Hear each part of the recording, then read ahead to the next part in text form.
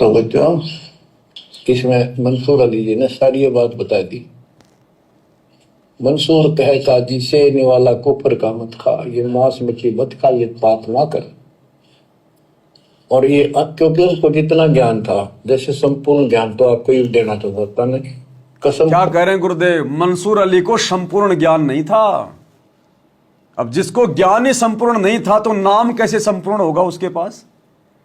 इसलिए तो परमात्मा ने उसको अनल हक नाम दिया। इसलिए भाई और बहनों, दास कहता है कि ये जो नाम दीक्षा है ये केवल एक मंत्र है, ये केवल एक खिलौना है, खिलौना, इससे ज्यादा कुछ नहीं है। मोक्ष होगा सतगुरु पे विश्वास करने से।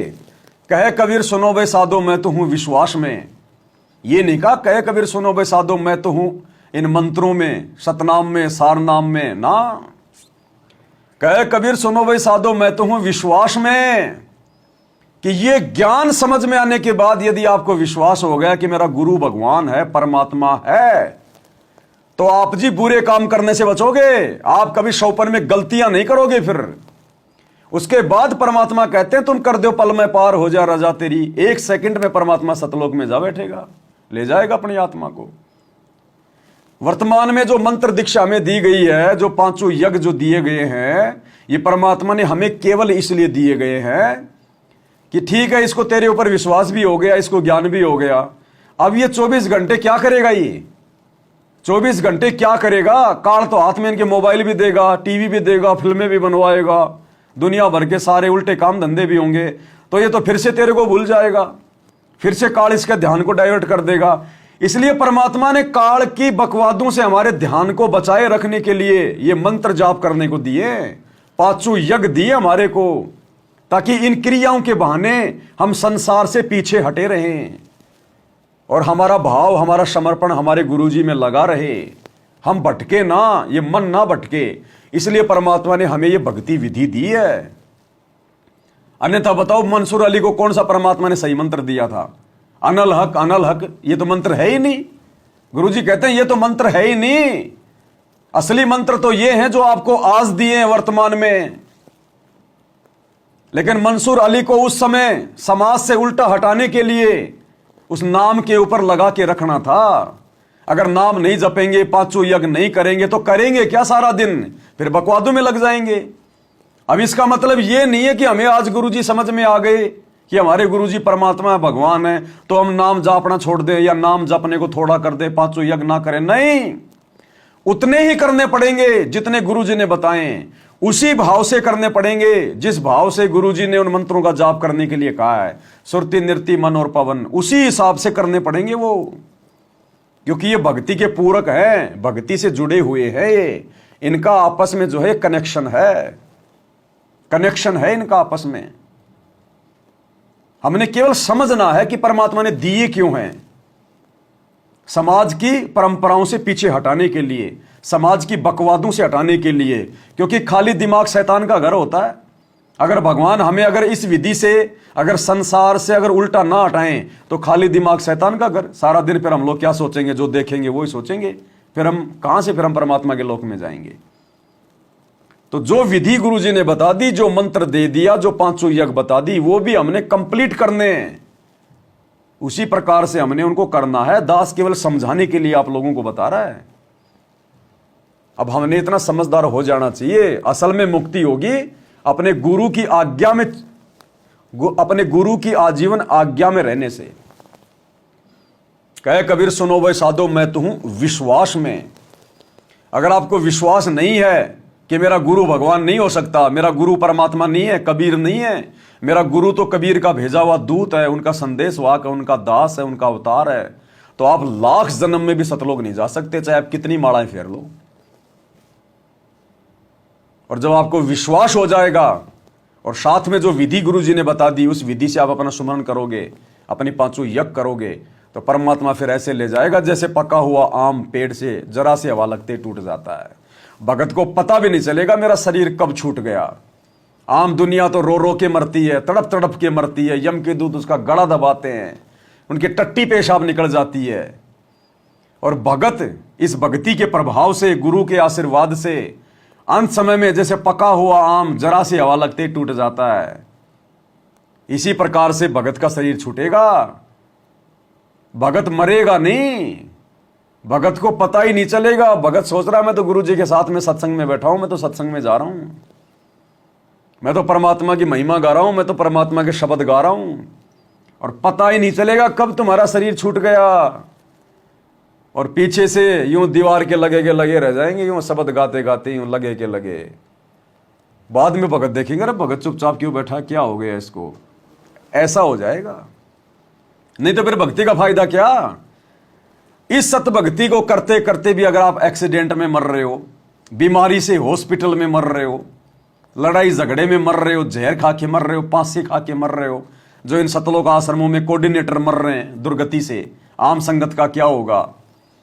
तो फिर ये भक्ति करने की जरूरत क्या है, भक्ति करने की आवश्यकता नहीं है। फिर गुरुजी ने सत्संग में स्पष्ट कर रखा कि बच्चों, अगर जगत की और भगत की अगर मौत में अंतर नहीं हुआ, भगत भी अगर जगत की तरह अगर एक्सीडेंट में मर रहे हैं, तड़प तड़प के मर रहे हैं, बीमारी से मर रहे हैं, फिर इस भक्ति को करने का फायदा क्या। और गुरुदेव ने गारंटी दे दी। गुरुदेव कह रहे हैं मैं गारंटी देता हूं, भगत इस प्रकार से नहीं मरेगा अगर वास्तव में कोई भगत होगा तो। और वर्तमान में इन सतलोक आश्रमों में देखो आप, 12-12 भगत एक्सीडेंट में मर रहे हैं तड़प तड़प के। कोई जहर खा के मर रहा है, कोई फांसी खा के मर रहा है, कोई बीमारी से मर रहा है हॉस्पिटल में, कोई आश्रम में सेवा करते करते ट्रैक्टर के नीचे दब के मर रहे हैं 3-3 भगत धनाना आश्रम में।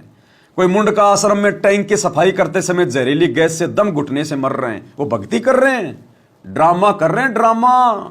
इन आश्रमों में काल बैठा, काल, सतगुरु नहीं है। जबकि गुरु जी का क्या आदेश है भगत की मौत के विषय में, सुन लीजिएगा। परमात्मा कहते हैं भाई कहाँ जन्मे का पाले पोसे और खूब लड़ाए लाडे, ना बेरा इस देह के कहाँ खड़ेंगे हाडे। ना जर बेरा कित मारेगा काल, कबीर कहाँ गर्बियो ये काल गह करके से, ना बेरा कित मारेगा यो के घर के परदेश। कहते हैं के फूला फिर से छोटे से नकली सुख मान रहा तू, और काल जो है तेरे बाल पकड़ेगा। काल गह कर केश, कर माने हाथ, केस माने बाल, और ना बेरा कित मारेगा के घर के प्रदेश। अब आपने उस आंध्र प्रदेश के मुख्यमंत्री की स्थिति देखी, ने कहा अरे किसी जगह मारेगा काल की तो पानी पानी अभी ना पावे, वहां पटका ठाक है 3 दिन मत नो बेरा पट्टा उपड़िया कहाँ पर है। तो पुण्यात्माओं, बात ये नहीं कि वो मर गए इस तरीके से, लेकिन जो थोड़े से जिनको हम बड़े व्यक्ति मानते हैं उनकी दुर्गति होती दिखे ना, जब ये मन पाटी ठीक ठिकाना आ जाता है। आम आदमी का रोजमर्रा है उसकी तो चिंता नहीं, मानते नहीं। इसे जो जिनको हम सुप्रीम पावर माना थे, मुख्यमंत्री बिरानी के पहाड़ मानते थे हम बिना ज्ञान में, और उसकी के दुर्गति हुई। कहते हैं जो भक्ति नहीं करता उनके ये बिरान माटी होंगी, और जो परमात्मा का नाम लेता है उनके साथ ऐसा नहीं होगा, ये गारंटीड बात है। अगर इतना भी अंतर नहीं है फिर भगवान की आवश्यकता ही समाप्त हो जाती है। ध्रुव प्रहलाद मीराबाई के इतिहास देख लो, मीराबाई को विष पिलाया गया था, विष भी अमृत बन गया उस परमात्मा की भक्ति और शक्ति से। इसलिए पुण्यात्माओं, आपको जो ये क्रिया कर रहे हैं आपका घनी काम आओगी। अब तो आपको ना इतना महसूस हो रहा है, लेकिन आने वाले समय में कहते हैं कल्पे कारण कौन है, कर सेवा भी काम, और मन इच्छा फल देऊंगा जो पड़े मेरे ते काम। आपका मित्र है मुख्यमंत्री, आपका मित्र है प्रधानमंत्री, आपका एक्सीडेंट हो जाता है, एक्सीडेंट में मृत्यु हो जाती है, वो नहीं बचा सकता, चाहे आपको कितना ही निकटतम है, उस समय अपनी जान नहीं बचा सकता। तो वहाँ धनी का रोल शुरू हो जाता है, जहाँ परमात्मा का रोल शुरू होता है, जो ऐसे स्थान पर आपकी रक्षा करेगा। तो हमने इन अन्य सहारों को त्याग कर परमात्मा का आसरा ही लेना चाहिए। तो क्या करें गुरुदेव, हमने इन अन्य सहारों को त्याग कर परमात्मा का ही सहारा लेना चाहिए। इसलिए हम सत्सेवक राजनेताओं के तलवे नहीं चाटते, इनकी रैलियों में धक्के नहीं खाते, हम केवल अपने परमात्मा का ही सहारा चाहते हैं। इसलिए हमारा उंगली का नाखून भी नहीं उतर रहा किसी का। और इधर जहर खा खा के मर रहे आश्रमों में, सेवा करते करते मर रहे, दुर्गति से अकाल मौत तड़प तड़प के एक्सीडेंट में। अब ये क्यों मर रहे हैं भाई और बहनों? क्योंकि ज्ञान आधार नहीं बनाया इन्होंने, देखा देखी जुड़ गए, ज्ञान आधार बनाया नहीं। जो बकवाद वो भगत आम समाज में किया करते थे, नाम दीक्षा के बाद देखा कि जो भगत मेरे को आश्रम में लेकर जा रहे हैं वहां भी यही बकवादें हो रही हैं। वो भगत ने फिर कभी विचार किया ही नहीं। अब ये होली का त्योहार आया, धुलंडी का। अब दुनिया तो नादान है, पागल है, काल प्रेरित है, वो तो जो मर्जी करेगी सो करेगी। लेकिन ये भगत क्या कर रहे हैं? जानबूझ के ड्रामेबाजी कर रहे हैं, जानबूझ के पाखंड कर रहे हैं। आपको दास एक वीडियो दिखाएगा, ऐसे बहुत सारे वीडियो हैं। दास आपको एक वीडियो दिखाएगा। इस वीडियो में सतलोक आश्रम वाले जानबूझ के बकवाद कर रहे हैं, जानबूझ के बकवाद। और बकवाद क्या कर रहे हैं? होली खेल रहे हैं खाली एक वीडियो बनाने के लिए। इन्होंने जो अपना न्यूज चैनल खोल रखा ना, सा न्यूज चैनल, केवल वीडियो बनाने के लिए इन्होंने इतना बड़ा पाखंड किया। केवल वीडियो बनाने के लिए 10-15 भक्तों को रंग रुंग लगा के, पूरी तरह से मुंह काला करके रंग लगा के, और 10-12 भक्तों को खड़ा कर रखा है। वो भगत होली खेल रहे हैं, पूरी तरह से ड्रामेबाजी कर रहे हैं।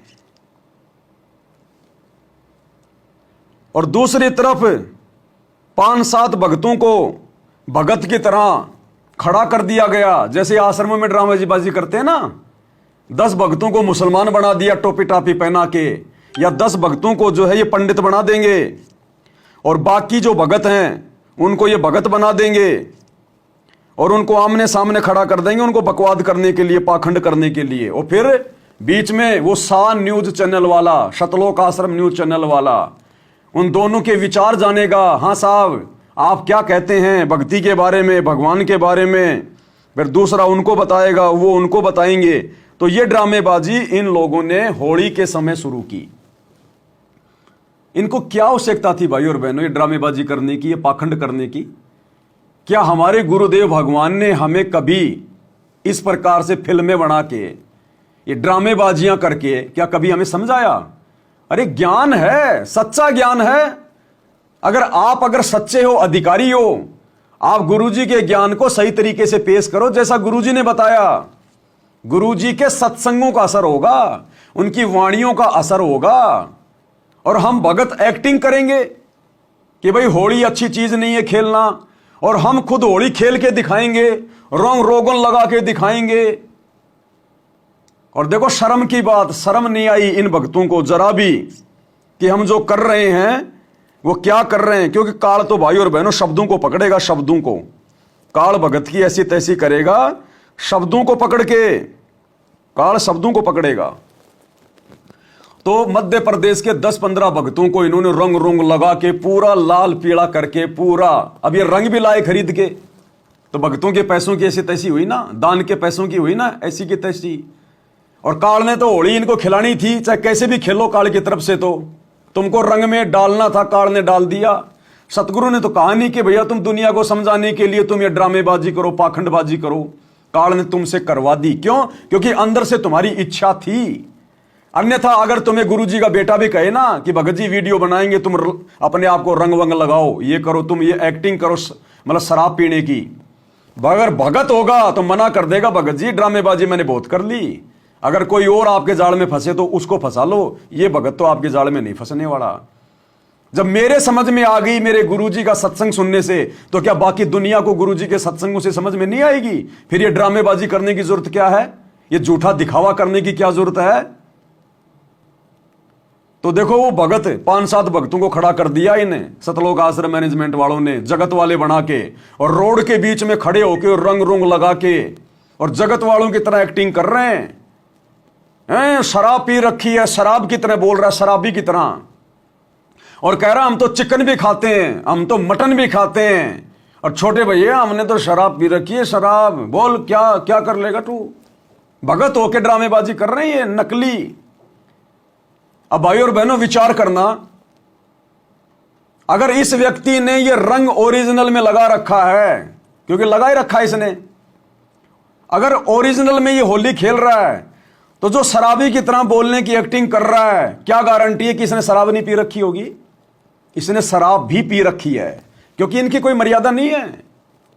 ये बियर बायर लगा के, शराब शुरूब लगा के फिर ये वीडियो बना रहे हैं कि भगत जी ऐसे एक्टिंग नहीं हो पाएगी। जब तक थोड़ी बहुत नहीं लेंगे ना, तब तक एक्टिंग नहीं हो पाएगी शराबी की। अब हम भगत बन गए, भगत और शराबी की एक्टिंग में तो बहुत ज्यादा अंतर हो गया। तो ये एक्टिंग क्यों कर रहे हैं? क्योंकि अभी इनके अंदर वो इच्छा है, पूरी तरह भगत बने नहीं है। तो जब इन्होंने रंग ओरिजिनल लगा रखा है तो शराब भी ओरिजिनल में पी रखी है भाई और बहनों। और देखिए क्या ड्रामेबाजी कर रहे हैं। आप सुनिएगा इनके बोल वचन सुनिए। एक भगत भाई और बहनों मरने को मर जाएगा, लेकिन कभी ये ड्रामेबाजी नहीं करेगा। दुनिया को समझाने के लिए सतगुरु ने जो है मतलब सत्संग कर दिए, ये बकवाद। क्या सतगुरु ने कभी अपने गाल पे रंग लगा के शराबी की एक्टिंग करके हमारे को समझाया क्या कि बच्चों होली खेलना तो दुनिया ऐसे छोड़ेगी जब मैं शराबी की एक्टिंग करूंगा, रंग वंग लगा के डांस करूंगा? और गानों पे डांस कर रहे हैं, डीजे बजा रहे हैं, डीजे के ऊपर डांस कर रहे हैं। रंग बरसे चुनड़ वाली कौन क्या है वो, गाने पे डांस कर रहे हैं। देखो आप, सुनिए आप पहले इनका ड्रामेबाजी। Romeo people, let's play holy. हरे रंग बरसे भीगे चुनर वाली, रंग बरसे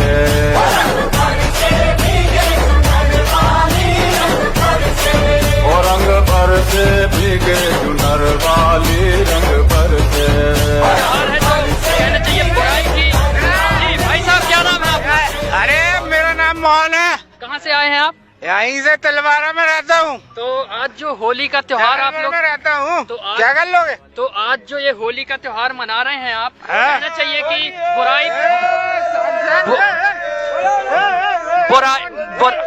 बुराई पर अच्छाई की जो जीत हुई है, तो ये आप लोग जो इतना अच्छा जो होली का त्योहार मना रहे हैं, और भी क्या कहना चाहते हैं? श्री राम। अरे एक मिनट भाई, होली मना, होली भाई तू भी है लगा रहे होली। ये जो तो जो होली का त्योहार आप लोग मना रहे हैं, तो कैसे क्या एंजॉय करेंगे आज आप बताएं? हम लोग एंजॉय, अब आपको नहीं मालूम क्या? आपने नहीं मनाया क्या कभी? है एंजॉय, माल पीते, भांग पीते, दारू पीते, भगवान की पूजा हम लोग करते, रात में होला जलाते, उसमें माल तेज होगा, अभी होलिका जलाएंगे। हैं? अब आपको नहीं पता क्या भैया? यार ऐसी बात कर रहे हैं यार तुम तो यार। और भी यहाँ पर खड़े हुए हैं जो आज होली मना रहे हैं और जश्न में डूबे हुए हैं। जी भाई साहब, क्या नाम है आपका? शंकर साहब।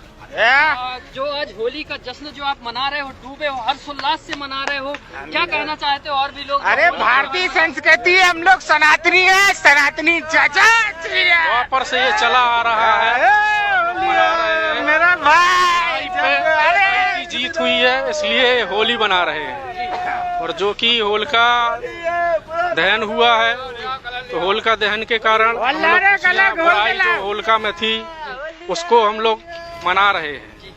और जैसे कि भगवान अरे भक्त प्रहलाद जो है, भक्त प्रहलाद ने जीत ही होलिका जला दी, होलिका मर गई, होलिका मर गई और भक्त प्रहलाद बच गए। हम लोग एंजॉय करेंगे।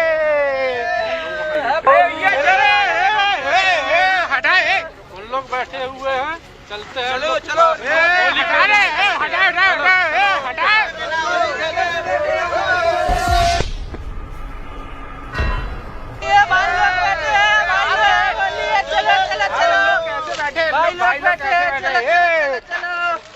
मैं तो इन लोग को बहुत बहुत धन्यवाद कहूँगा कि इन लोगों ने हम लोग को सही रास्ता दिखाया और जो हम लोग नर्क के रास्ते में चल रहे थे उससे हमको बचाया है इनने। बहुत बहुत धन्यवाद। बहुत बहुत धन्यवाद।